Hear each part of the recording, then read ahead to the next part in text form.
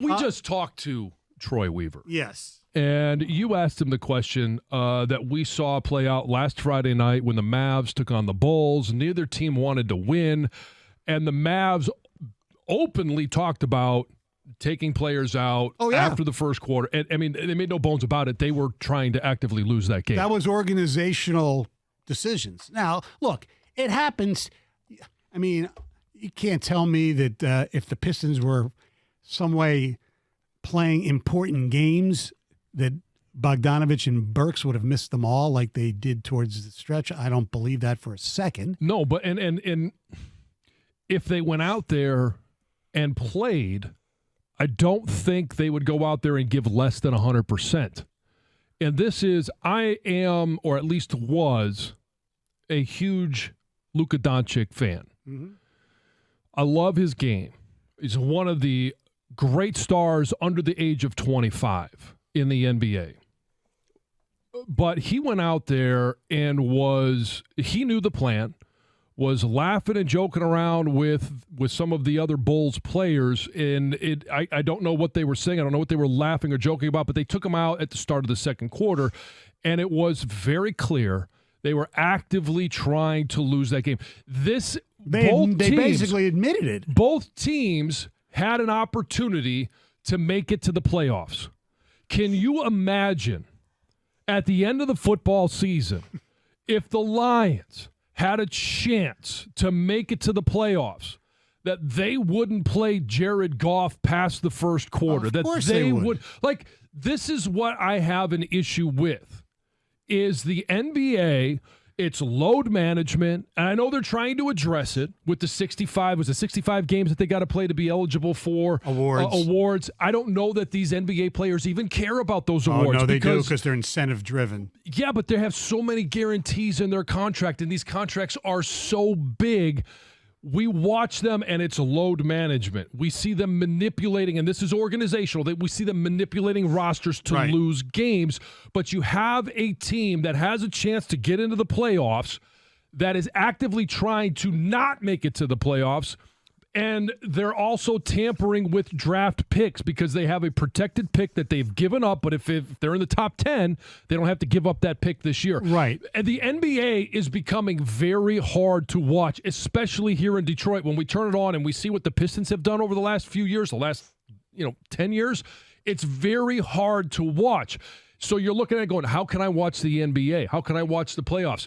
And when you turn it on throughout the 82 games, you could be watching a team that just doesn't care that they're out there playing a game, that they don't care about winning it. Maybe they're playing too many games. Maybe they need to pare down the schedule, which we know they won't do because it all comes down to advertising, TV money. But it is becoming unwatchable. Well, first of all, I think the playoffs are going to be great. That's number one. Number two, usually... Now, I think the Luka thing is the exception as far as once the game begins. I think the NBA has a huge perception problem now. Oh, they do. As far as guys not playing. You're absolutely correct. Guys not playing, and teams and organizations actively trying to make it out of the playoffs. Yes, you're correct. That's not what I'm arguing. It's disgusting. I totally agree. I will say that the Luka thing is an exception because once the game starts, these teams, the players who are actually suiting up, are not trying to lose. They're trying to win because they're fighting for jobs. I watched some of that game, and it didn't feel like either team was trying to win that game. Most of the times these guys are, because the guys who are playing are trying to put out tape. They're trying to, make sure they have jobs next year. So, no, I won't say the effort once the game starts. In 99%. The effort by some of the superstars that you could draw into question. In that game, yeah, maybe. But overall, I think they play pretty damn hard when they play. The problem is they have a system where you're given incentives not to make the playoffs and to lose games so you can try your chance at getting a unicorn. Well, they have the 10th best odds to get a unicorn. Right. Well, say, look, obviously hockey's different because of the makeup maybe of the organizations, but there are times where we sat there and say, the Wings, you hope they lose because you get a better chance at Bedard. We've seen this throughout the Jack Hughes, Look at the Blackhawks last night. Blackhawks go in and win again. They won. I mean, it killed them. It might really hurt them for their franchise. The players played hard. But what John is saying is that he'd rather see that because from the competitive nature I agree. and purity of sports, you go out and you try to win the game. I agree. And you 99% chance you do.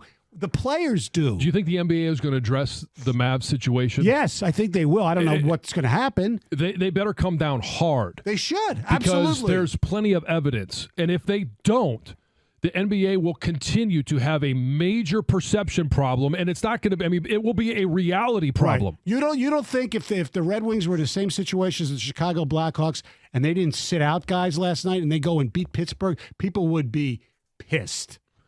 People could be pissed all they want. I know. But when you turn on a game, and this isn't even just this situation. You turn a game on, and it's game 41, all right? It's halfway through the NBA season.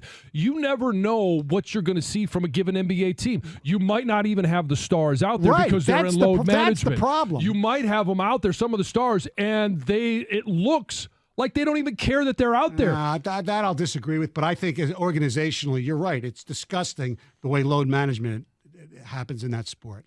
All right, 97 won the ticket.